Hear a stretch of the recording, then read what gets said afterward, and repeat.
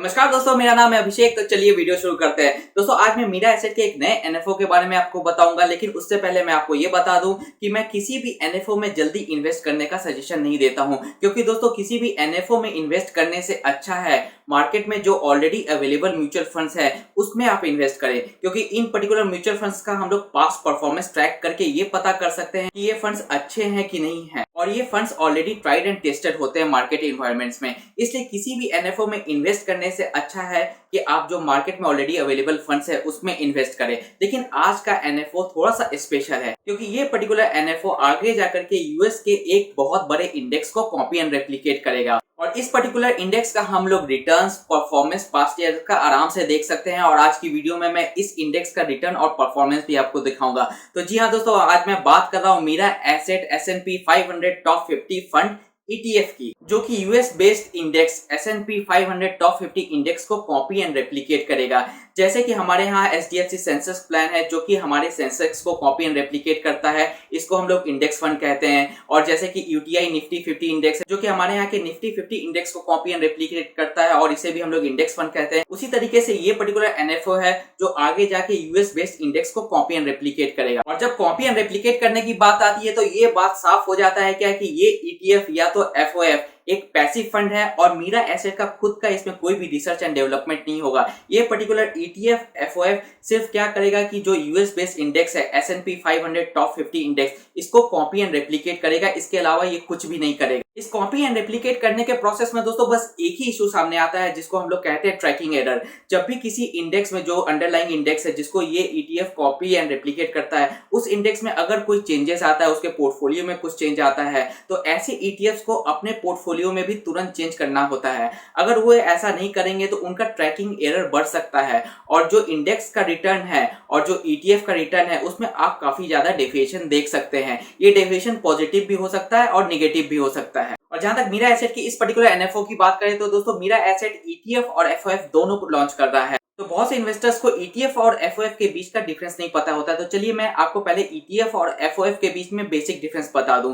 तो ETF में अगर आप इन्वेस्ट करना चाहते हैं तो आपके पास में डीमैट अकाउंट होना बहुत जरूरी है। अगर आप डीमैट अकाउंट ओपन करवाना चाहते हैं तो प्लीज डिस्क्रिप्शन में दिए गए लिंक से अपना डीमैट अकाउंट जरूर ओपन करवाएं, जिससे आप हमारी टीम को थोड़ी सी हेल्प भी कर सकते हैं। लेकिन वहीं पे FOF में इन्वेस्ट करने के लिए आपको कोई भी डीमैट अकाउंट ओपन करवाने की जरूरत नहीं है। ETF को आप एक्सचेंज पे ट्रेड कर सकते हैं रियल टाइम, जैसे कि आप दूसरे शेयर्स को ट्रेड कर सकते हैं, उसी तरीके से आप ETF को एक्सचेंज पे BSE या NSE पे आराम से ट्रेड कर सकते हैं। लेकिन म्यूचुअल फंड के साथ में ऐसा नहीं है। म्यूचुअल फंड को आप किसी भी एक्सचेंज पे ट्रेड नहीं कर सकते हैं। इसका तीसरा मेजर डिफरेंस ये है क्या कि ETF का एक्सपेंस रेशियो FOF के एक्सपेंस रेशियो से कम होता है, क्योंकि दोस्तों FOF जो होता है वो एक तरीके का मीडिएटर होता है, एक तरीके का ब्रोकर होता है, बीच का ब्रिज होता है, जो कि आपके पैसे को कलेक्ट करता है और आगे जाकर के ETF में इन्वेस्ट करता है। इसलिए अगर आप FOF के थ्रू इन्वेस्ट करते हैं तो आपको FOF का खर्चा देना पड़ेगा और ETF का दोनों का खर्चा देना पड़ेगा। इसलिए FOF का एक्सपेंस रेशियो ज्यादा होता है। लेकिन FOF में आपको एक बहुत बड़ा बेनिफिट मिलता है SIP का। जी हाँ दोस्तों, आप FOF में SIP ओपन करवा सकते हैं, लेकिन आप ETF में SIP ओपन नहीं करवा सकते हैं। तो आशा करता हूँ ETF और FOF के बीच में आपको डिफरेंस पता चल गया होगा। तो अब इस एनएफओ के और कुछ डिटेल्स के बारे में जानते हैं।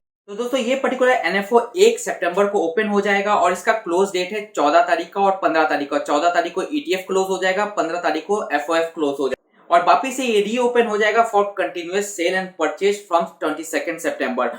जहां तक इसके FOF की बात करें यानी कि फंड्स की बात करें, इसमें मिनिमम आप 5,000 रुपए से लमसम शुरू कर सकते हैं। आप मिनिमम 1,000 रुपए से SIP शुरू कर सकते हैं। इसका जो NAV होगा NFO के ओपनिंग के दौरान वो 10 रुपए का होगा। इसका कोई भी एंट्री लोड नहीं है, और जहां तक इसके एग्जिट लोड की बात करें तो वो 0.5% होगा अगर आप 3 महीने से पहले इससे बाहर आते हैं। जहां तक इसके एक्सपेंस रेशियो की बात है तो इसके ETF का एक्सपेंस रेशियो होगा 0.37%, और इसके डायरेक्ट प्लान का जो कि FOF का डायरेक्ट प्लान है उसका एक्सपेंस रेशियो होगा 0.62%।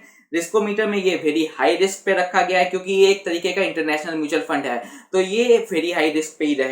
और इसका बेंचमार्क है दोस्तों S&P 500 टॉप 50 TRI। और जहां तक इस एनएफओ के कुछ अदर फीचर्स की बात है दोस्तों, तो जैसा कि मैंने आपको पहले ही बताया कि ये पर्टिकुलर एनएफओ यानी कि ये पर्टिकुलर ईटीएफ आपको आगे जाकर के यूएस बेस्ड इंडेक्स को फॉलो एंड रेप्लिकेट करेगी। तो वो पर्टिकुलर इंडेक्स क्या है? वो पर्टिकुलर इंडेक्स एक 50 टॉप कंपनियों का समूह है, ग्रुप है, जिसको कि यूएस में हम लोग मेगा कैप कंपनीज कहते हैं। जैसे कि हमारे मार्केट में दोस्तों टॉप 100 कंपनीज को लार्ज कैप कंपनी कहते हैं, उसी तरीके से यूएस में जो टॉप 50 कंपनीज है उसको मेगा कैप कंपनीज कहते हैं। और ये पर्टिकुलर इंडेक्स का जो पोर्टफोलियो है दोस्तों वो बहुत ही ज्यादा डाइवर्सिफाइड है, बहुत से डिफरेंट सेक्टर्स में इसका इन्वेस्टमेंट है। इसलिए आप जो पैसा इन्वेस्ट करेंगे वो काफी ज्यादा डिफरेंट सेक्टर्स में इन्वेस्ट होगा, जिससे कि आपका रिस्क मिनिमाइज हो। और जैसा कि मैंने आपको पहले बताया गया कि यूएस की जो टॉप 50 कंपनी है उसमें इसका इन्वेस्टमेंट होता है। तो इसमें टॉप 50 कंपनी में से टॉप 15 कंपनी कौन है उसका लिस्ट आप यहाँ पे स्क्रीन पे देख सकते हैं। उसमें सबसे पहले आता है Apple, Microsoft, Amazon, Facebook, Google, Tesla, Nvidia, JP Morgan. तो इस तरीके से 15 टॉप कंपनीज है जो उस टॉप 50 इंडेक्स में शामिल है। और जहां तक बात आती है कि क्या आप इस पर्टिकुलर एनएफओ में इन्वेस्ट करें या ना करें, तो यहाँ पे सिंपल सा बात मैं आपको ये बताऊंगा दोस्तों कि ये जो S&P 500 टॉप 50 इंडेक्स है इसमें मेजर ब्लू चिप कंपनियां हैं। और अगर आप म्यूचुअल फंड्स के थ्रू इन्वेस्ट करना चाहते हैं तो आपके पोर्टफोलियो में एक ब्लू चिप फंड जरूर होना चाहिए, जैसे कि एक्सिस ब्लू चिप हो गया, कैनरा ब्लू चिप हो गया। उसी तरीके से ये पर्टिकुलर म्यूचुअल फंड या एफओएफ आपके पोर्टफोलियो में जब शामिल होगा तो आपको इंटरनेशनल ब्लू चिप का एक्सपोजर मिलेगा। और जहां तक इस इंडेक्स में जो 50 कंपनी शामिल हैं उसके मार्केट कैपिटलाइजेशन को पूरे दुनिया के मार्केट कैपिटलाइजेशन से अगर हम मिलाएं तो ये जो टॉप 50 कंपनीज है उसका मार्केट कैपिटलाइजेशन 21% आएगा पूरे ग्लोब में। तो आप समझ सकते हैं क्या कि ये कितनी बड़ी कंपनियां हैं और आपको कितना अच्छा इन्वेस्टमेंट करने का मौका मिल रहा है। और जहां तक इसके रिटर्न्स की बात करें तो S&P 500 टॉप 50 इंडेक्स ने आउट परफॉर्म किया है हमारे निफ्टी 50 इंडेक्स को, और इसने 7.8 गुना रिटर्न दिया है।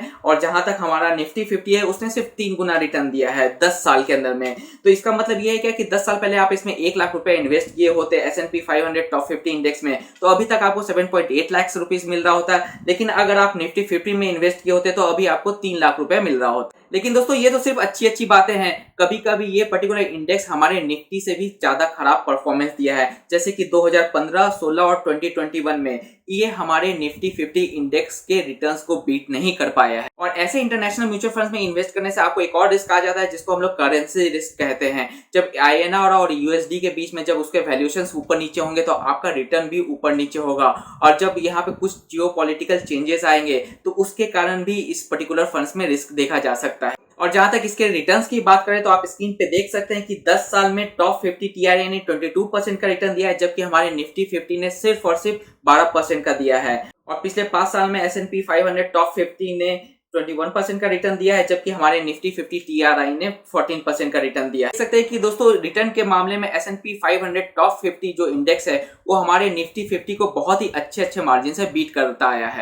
और जहां तक आप मेरी बात माने दोस्तों, तो अगर आप किसी इंटरनेशनल इंडेक्स फंड की खोज कर रहे हैं तो ये पर्टिकुलर इंडेक्स फंड काफी अच्छा है, काफी अच्छी कंपनियां इसमें इंक्लूडेड हैं। और आपका पैसा अगर आप इंटरनेशनल म्यूचुअल फंड में इन्वेस्टमेंट करना चाहते हैं जो कि बहुत ज्यादा रिस्की होता है, तो इस तरीके के एनएफओ में इन्वेस्ट करके आप थोड़ा सा कम रिस्क पे इंटरनेशनल एक्सपोजर ले सकते हैं। तो आशा करता हूं दोस्तों आज का वीडियो आपको पसंद आया होगा। इसी तरीके के इंफॉर्मेशनल और एजुकेशनल वीडियोस के लिए हमारी टीम के साथ में जुड़े रहें। तब तक के लिए दोस्तों खुश रहें, स्वस्थ रहें एंड कीप इन्वेस्टिंग। जय हिंद।